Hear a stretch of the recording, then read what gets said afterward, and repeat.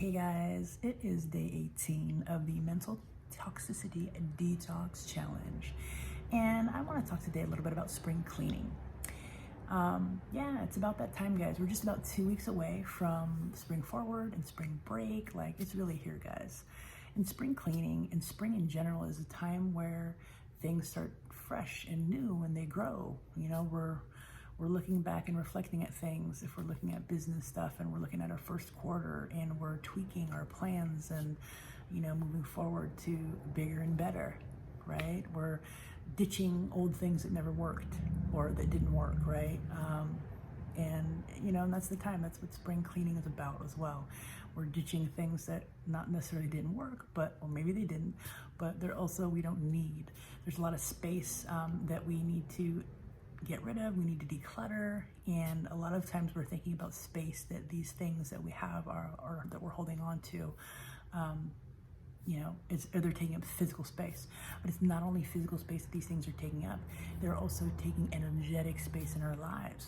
And when we hold on to things that we no longer need, and it takes up all the space in our lives, it doesn't allow for space for the new things that are going to be coming into our lives, which means that if we don't have space for the new things can't come into our lives. So it's really important that we declutter and we clear out the old so we can bring in the new.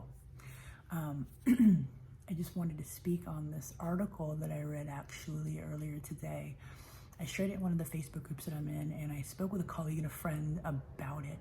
She actually let me know that she did this program many years ago, and what the article was about was mindfulness and writing, how you could tap into your mindfulness through writing with your non-dominant hand. And what that does, you're probably wondering, like, how does that tie in? How does that work? And how it works is that when you're writing with your non-dominant hand, it allows you to kind of get rid of focusing on what am I going to write. It lets you get out of your head, right?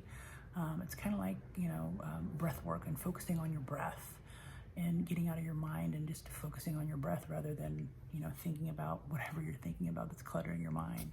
It's the same kind of thing. And it just allows you to tap into your subconscious and really just flow with it. And the exercise that they had to do was writing and journaling. It was part of the ritual to wake up, write 3 pages of whatever was on their mind, just getting it out. And that's the key thing, like whatever's in their mind, getting it out on paper. It's a releasing, it's a clearing, it's a decluttering of your mind. And it seems pretty genius. And I definitely want to try it. I'm probably going to do it myself in a 3-day challenge for me, and just see where that goes and just test it out. But you guys should definitely try it, and let me know how it goes for you. But anyway, so she did this for a period of, I believe, 90 days. And the intent was for them not to read through what they journaled on. It was just to write it and get it out. And there's a lot of different things that people do similarly, where maybe they're writing things that they want to let go of and then burning it. I'm sure you guys have heard of those different rituals that people do to release things that that they don't want, right? And so the whole beauty of releasing all of that, or writing down all of that, for her was that she was able to get it out and let it go. She actually never read the journals. She said she threw them away at some point, but she held on to them, and she threw them away, and she never even read them. And I went through a similar process. I actually had some old letters and some cards that I kept from my ex that I was with for a long time, and he was an important part of my life. And I held on to it because I thought, I need this. And then I ran across it actually last year when I was doing some spring cleaning, and I thought, why am I holding on to this? Why do I need this? Like, it's taking up space and I don't need it. And so I tossed it. I tossed it all away, threw it away. And after, I didn't think anything of it, but when I actually did it, it was so empowering. It was very powerful, and I felt a clearing within me, like an energetic clearing.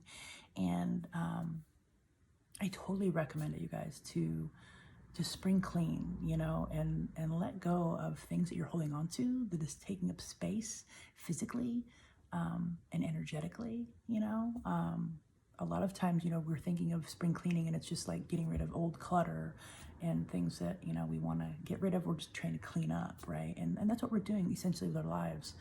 When we clear space out, or we get rid of things that we don't need anymore, it again allows us to make space for what's coming into our lives. And again, if we do not clear those spaces, new things can't come into our lives.